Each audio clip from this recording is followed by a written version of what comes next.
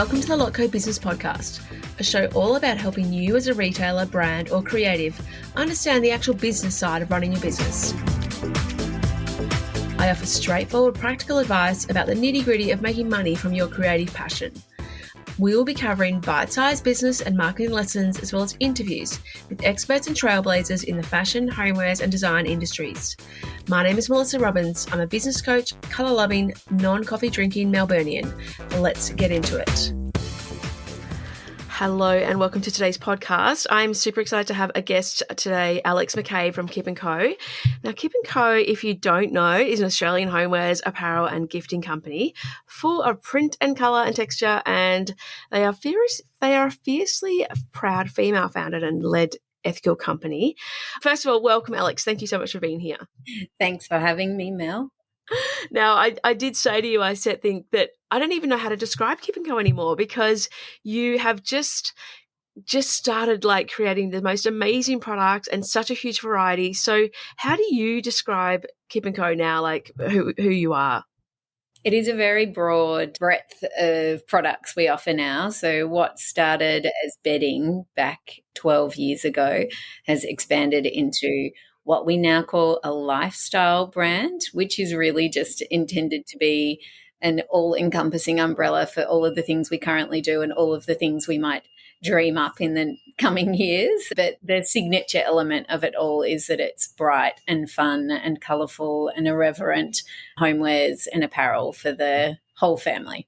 Yep, I love that. And I think that's it. It does leave you scope to come up with new creative ideas. And as you keep doing, every time I, look at the new ranges and see you at trade shows or whatever, I'm like, what is next? There is just such an amazing collection. I think your latest has been the lamps, and then what else did I saw something? Oh, it was just a jewelry box, I think it was. I was like, what?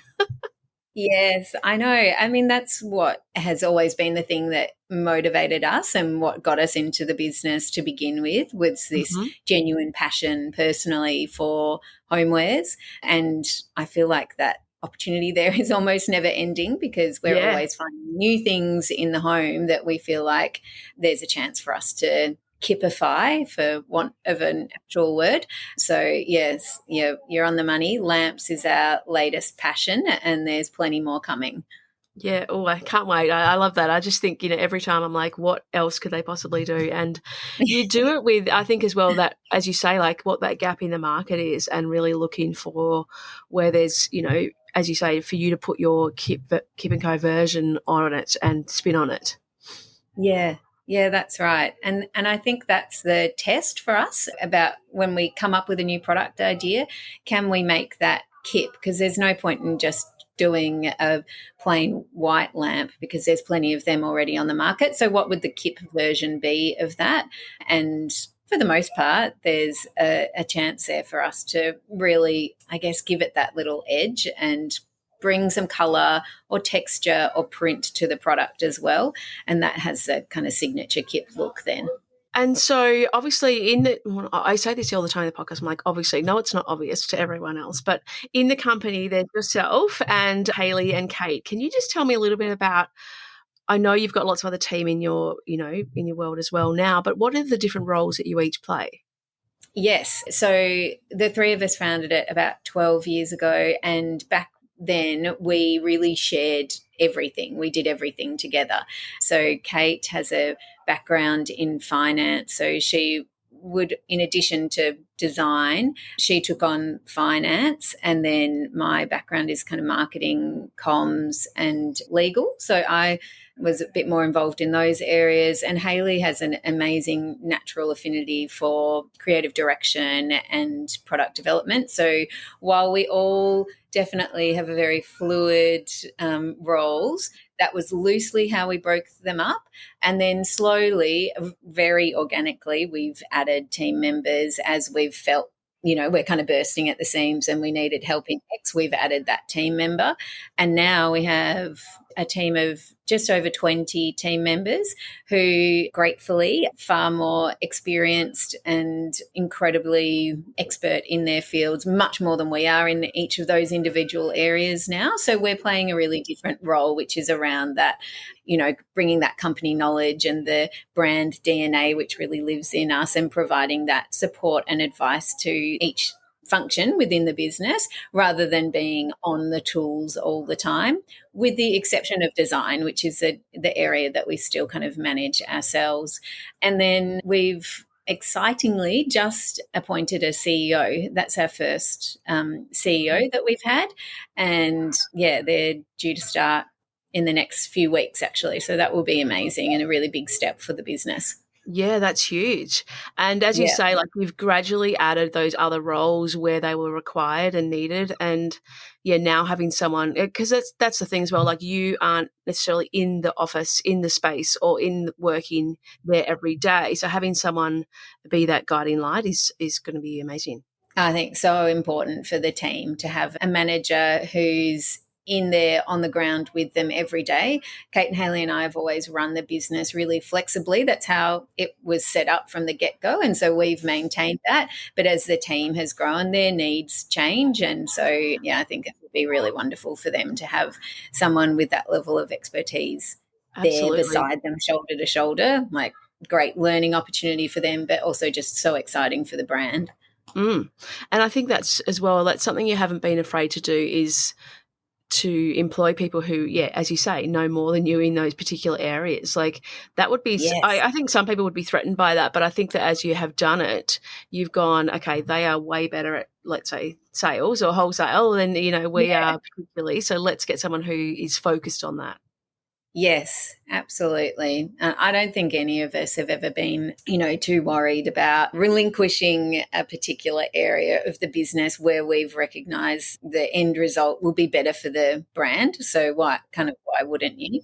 It's just been about finding the right timings for each of those appointments and going, what's the priority list here? Because you can't hire a list of 10 expert managers with 15 years experience in every area straight away, or you'd bankrupt yourself. So over time, we've kind of recognized what the most important next role is. And we still work like that, planning out what the next kind of 12 to 18 months would look like in terms of new roles for the business. Yeah. Because the business changes every year and its needs are evolving too. So it's important to kind of keep up with that and not just expect that the team that was running a business that was, X size 5 years ago is able to still run a business that might have doubled in size a little bit later on. So yeah, I think it's a really key area of focus for us is team management.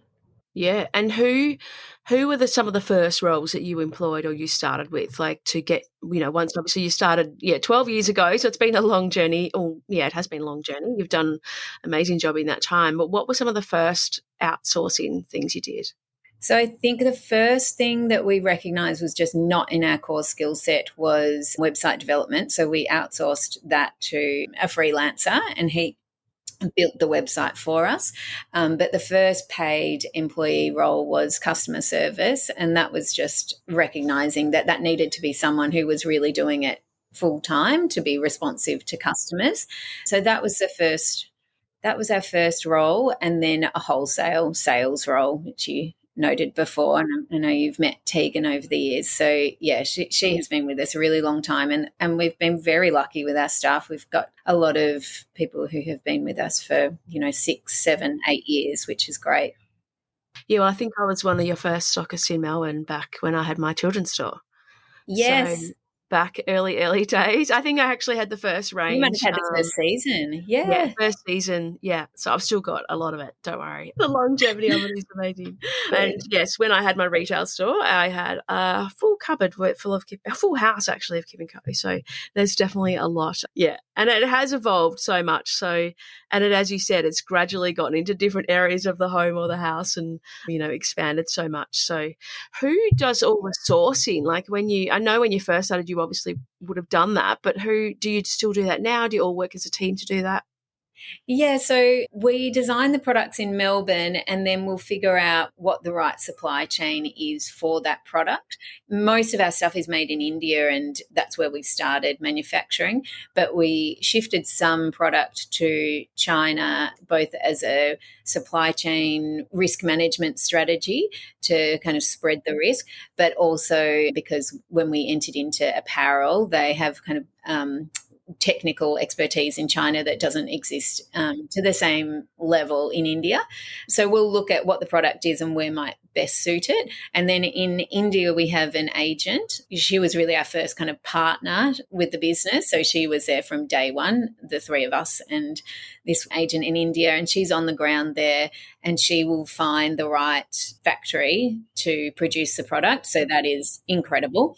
In China, we really go directly to the factory, but we probably, I'm going to say 8 years ago, 7 or 8 years ago, we hired a production manager and she has 20 years experience in production. And so she's very familiar with the China market particularly. And so she's able to have direct contact with factories there. But it's probably one of the questions I get asked most is how do you find that first factory to kick manufacturing off?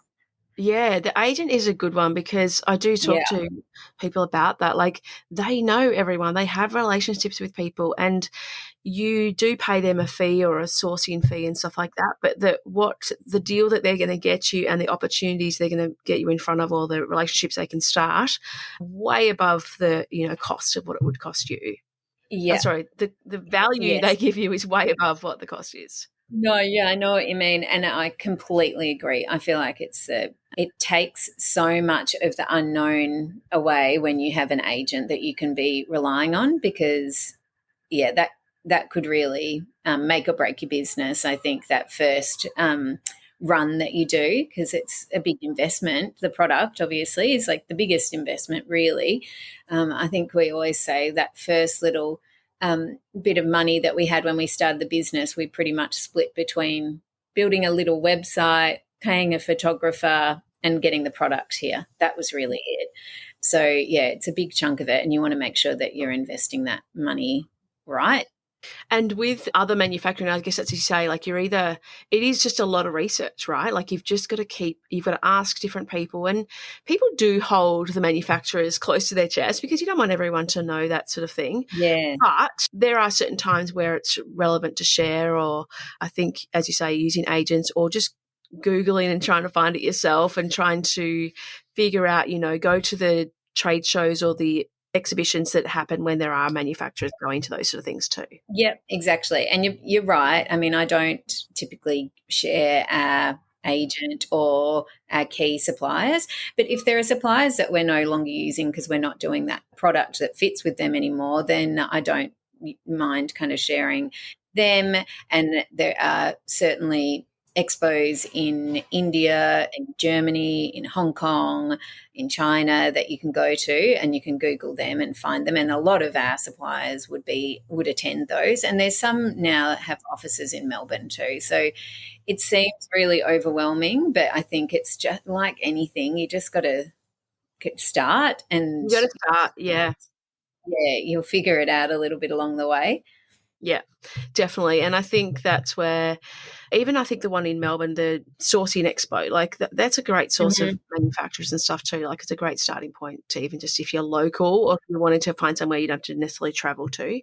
And they're often quite interconnected. So if once you've got one supplier, they might, have might even be a family member or a friend or someone they know. And yes, there might be some kickback that happens as a result, but at least, you've got your next lead and you can follow that one down. So yeah, I Yeah. think it's worthwhile.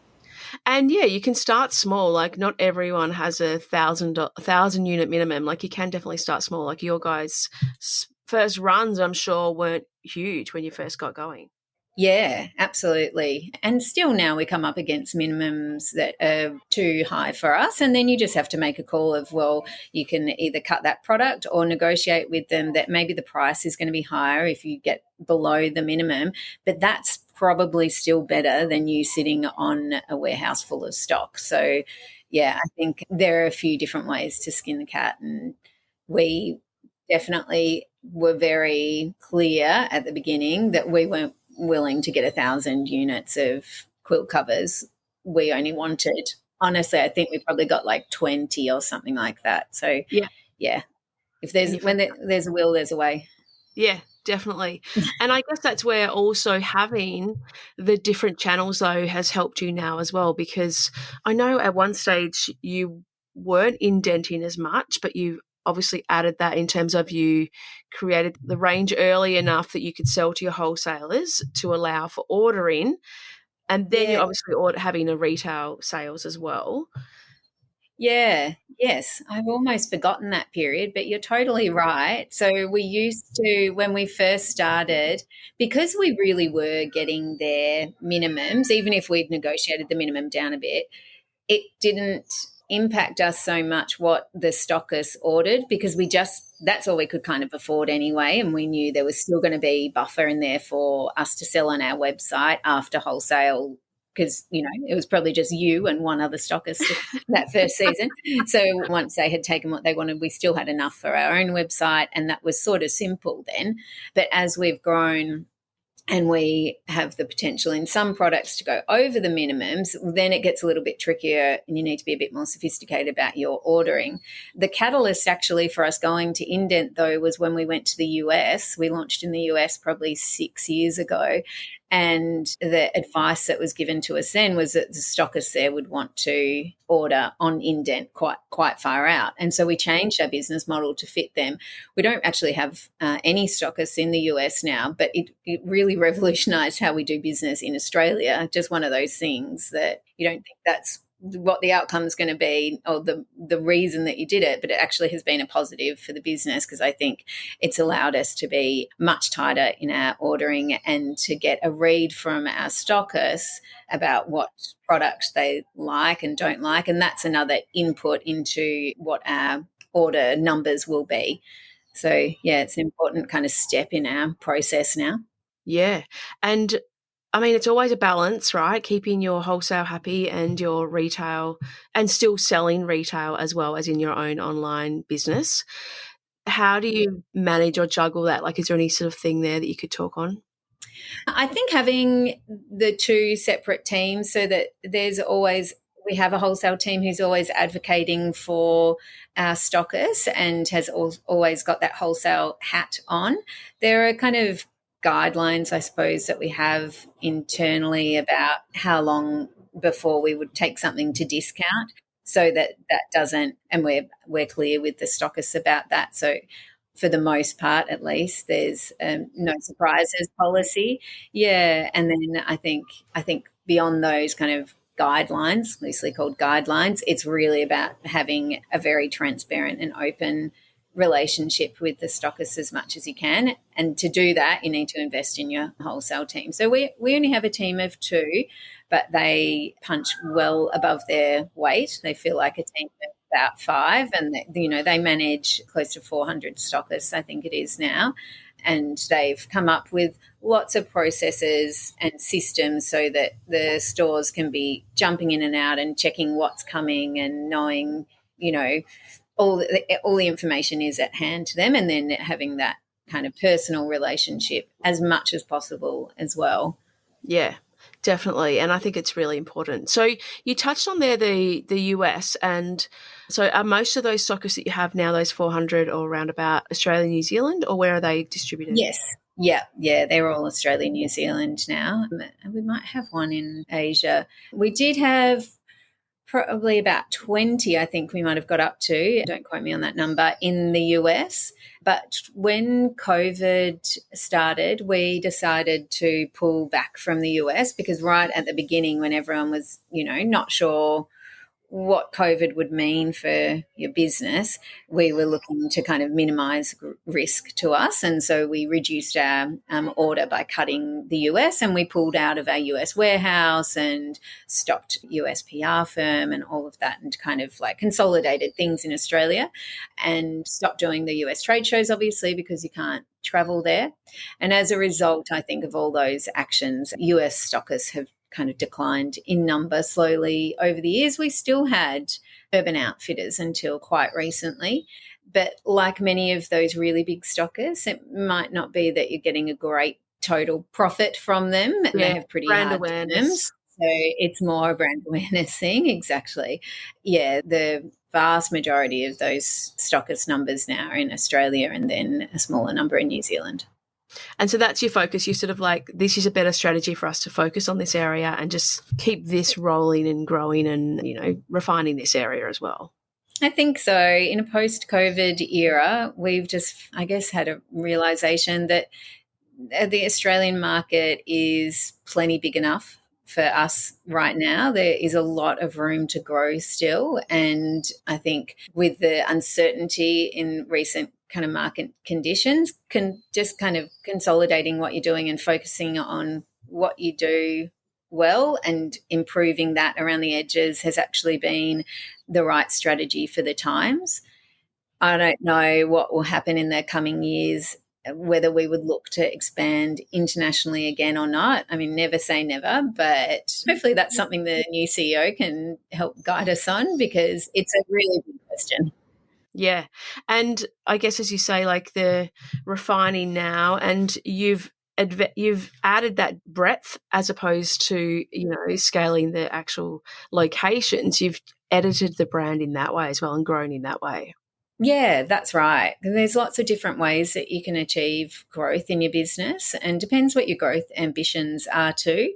But for us, I guess, you know, expanding customer numbers in Australia, increasing the cart value of each customer, the return frequency of customers, so focusing on loyalty, those types of things have seemed to us like the better investment of our, you know, quite small team resources and financial budget, rather than the more unknown, higher risk, potentially might be bigger reward, but higher risk strategy certainly of doing something like international expansion or opening a bunch of retail stores, which we haven't had experience in before. So they're certainly probably the two things that we talk about a lot. International That was expansion. one of my Yeah. questions. Retail. I know I've Yeah. spoken to Kate and Hayley about that as well. Like, is that an option or is that a possibility? Because you have such a huge range now, and you really Yeah. could fill the whole store so easily. Like, it's Oh, not we like definitely could. And yeah. look, we all have an amazing vision for what that store would look like. I can only imagine what it could be. Yeah, it would be Destination great. for sure. Yeah. For sure. I feel like maybe it's inevitable one day, but we have been talking about it for 10 years and it hasn't happened yet. So there's certainly no timeline around it. And I guess our hesitation has just been that I recognize that's a totally different skill set. I don't think that you can be an e-com pure play and then, you know, just expect to be able to walk into retail and know exactly how that all works. Like there would be a very steep learning curve there. But yeah, it's certainly an attractive option for some point maybe in the future. Yeah, well, I guess that's why as well you just, you know, you have those stockists though to really support your brand and that physical space, because not everyone, Absolutely. you know, a lot of people do want to touch and feel and hold, Yep. as, you know, look at the dimensions of something and really Yeah. see the product. So your Oh, stockists are stockists are supporting that. so important for that. They're so important. They're certainly not, we don't consider stockists as just another kind of sales avenue. It is absolutely a massive marketing opportunity for the brand. Yeah.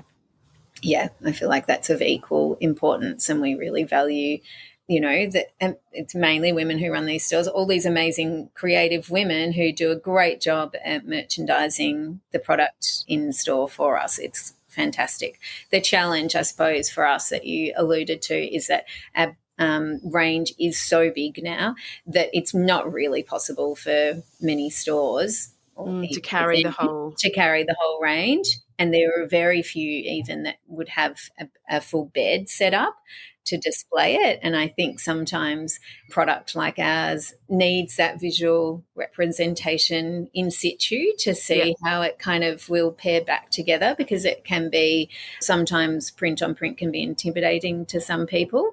But once you see it all laid out, you can kind of, you know, you don't have to visualize it in your head. It's there for you.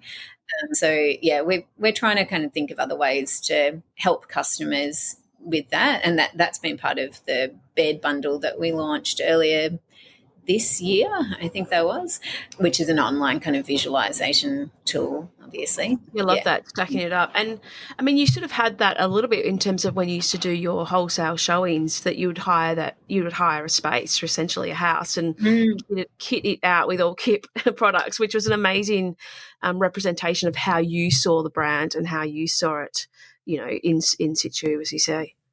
Yeah, they were really fun. And now we've got the kind of warehouse studio space in Fitzroy. And so we have that set up pretty much all year round as a bit of a showroom so that stockists can come in and see all of the products there. But I guess, unfortunately, no one else can. It's really just for stockists, which is absolutely as it should be. But, yeah, the next evolution of that would be to kind of give something similar to regular customers, which would be a retail store. But, yeah, anyway, maybe one day. Maybe we'll watch this space. Just with one of the big things that you focus on and is a big part of your brand is collaborations. Can you how did that come about, and why is that such an important area for you? Yeah, I think I'm trying to remember who our first collab was. I can't remember if it was Mr. Zimmy or Desert Designs, and then shortly thereafter May Gibbs. And so that was a real mix of the different collaborations that we've kind of continued to do, in that some of them are licensing agency led, like May Gibbs. So that's a licensed And your new range. one, is it Rainbow Bright as well, your new one? Rainbow Bright, yeah, exactly. Yeah, so that's a licensing one. And then others, collaborations with brands like Mr. Zimmy and Desert Designs.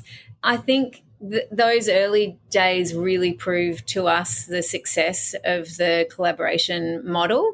It was a way for us to inject something new for the customer without us having to, design more of maybe what would have felt like the same. It was Kip, but a bit different. And so I think that was appealing to the customer. It gave them some newness, which they're always looking for, and an awesome marketing opportunity to cross-promote across the brands. So less so with the licensing agencies, because obviously they don't really have the platform to promote it in the same way, but you're getting a different benefit there, which is that the licensed product has amazing brand recognition already.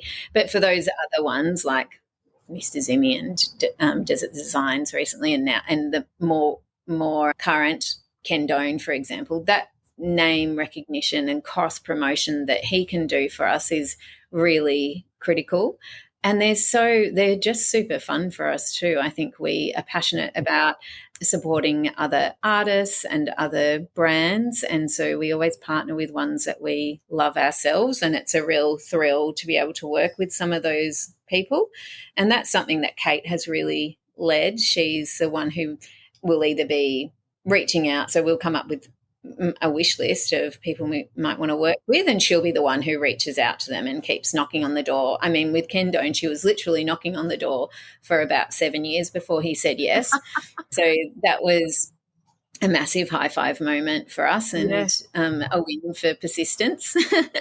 She's also then the one who'll deal with all of the licensing agencies. So they will have a really extensive book of brands that they have available to license, and kind of work through them and try and uncover ones that might not have been covered too much before, or that we think we could do in an interesting and different way.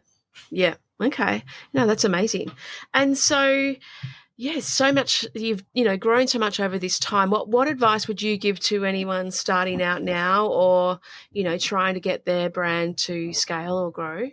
Yeah. Well, I think we touched on it before. I think the most important thing is just to get started, because like I've said that many times, I feel like lots of people get too fixated on having every element of their business plan absolutely perfect before they'll start, and I just don't think that that's ever a reality. You're never going to have all of your ducks lined up before you get going, and even if you think you have, there's going to be things that pop up along the way. So just get started.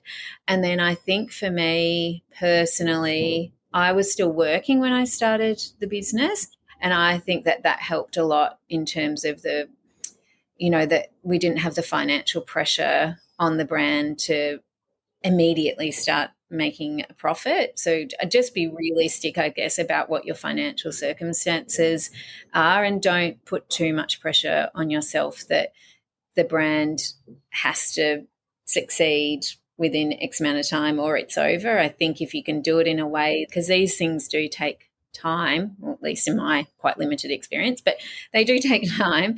And so giving yourself the time without that kind of additional stress on yourself, I think is really important. So for me, that was about agreeing up front with my business partners what the financial investment would be, which was one that we could all definitely afford and manage, and then also that it was a business that I could work around my other roles so that I could still have an income.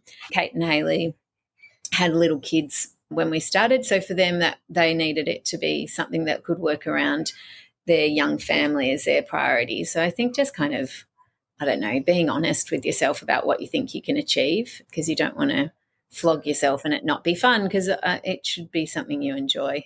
Yeah, absolutely. And I think that's where you've touched on, like, you see other people, like you've been going for 12 years. You didn't have, 20 staff when you started 20 years ago. It's taken time. It's been a gradual growth. It hasn't been a, instant hit or anything like that you were all of a sudden, each providing income for every one of you in the first, 6 months. Like, it does take time, and it can, and again, same thing with the stockists, like you've grown that gradually, and then some are going to come and go. Like, my store that I originally had you were as a stockist, I was a stockist of yours, sorry, that's no longer even there. Like, I sold it, but then it, it's no longer there. So people are going to come and go. Yeah. What would you say your percentage of sales between retail and wholesale? Like, is it quite an even split, or do you have? We're about a bit over 60% retail and 40% wholesale. Yeah. Okay. Yeah. But that's probably flipped over time as well in terms of. Yeah. I think the retail side has grown. Yeah. So that's increased in percentage. As e-commerce sort of has evolved, I guess. Yeah, it's certainly not been a strategy that we've gone, okay, we're going harder in retail and we're reducing our investment or our team resource or anything in wholesale. It's just been a natural progression for the business. And yeah, that feels about right for the time being. I don't think we're looking for it to kind of tip much more than that. We're pretty happy where it's at. Yeah. Yeah, no, amazing. Thank you so much, Alex, for joining me and sharing so much valuable information. I really appreciate it. And yeah, I'd love hearing about, where you're at now and where things could possibly go. I'm looking forward to seeing what is next, and we'll keep a close eye on all your different product mixes and categories that you bring out. And I love seeing what is going to happen. Thank you. I should add as well, I think another tip is talking to people like you who can share advice and real life experience in having a business is really invaluable, because I don't know, you can read theoretical stuff online, but talking to people who have lived and breathed it and advising other small businesses in similar circumstances, because it's quite specific, small business, I think is absolutely a must do for when you're starting out. So that would be my other tip. And thank you for all the advice you've given us over the years too. We always appreciate it. I love the conversations. It's always fun to have the chats. And even that, like, touching on that, thank you for saying that. That's amazing. And even that, like, I think a few years ago when COVID first hit, like, I came in to help all your stockists. Like, it was like a thing, like, how can you support your brands more, your stores more? And that was one thing that we did together that really helped them, figure out some other ways to help them grow, and you're supporting them by offering that as well. Awesome. Yeah, amazing. Thank you so much, Alex, and I'll let you get back to your day today, and really appreciate it, and I can't wait to share. No worries. Thanks so much.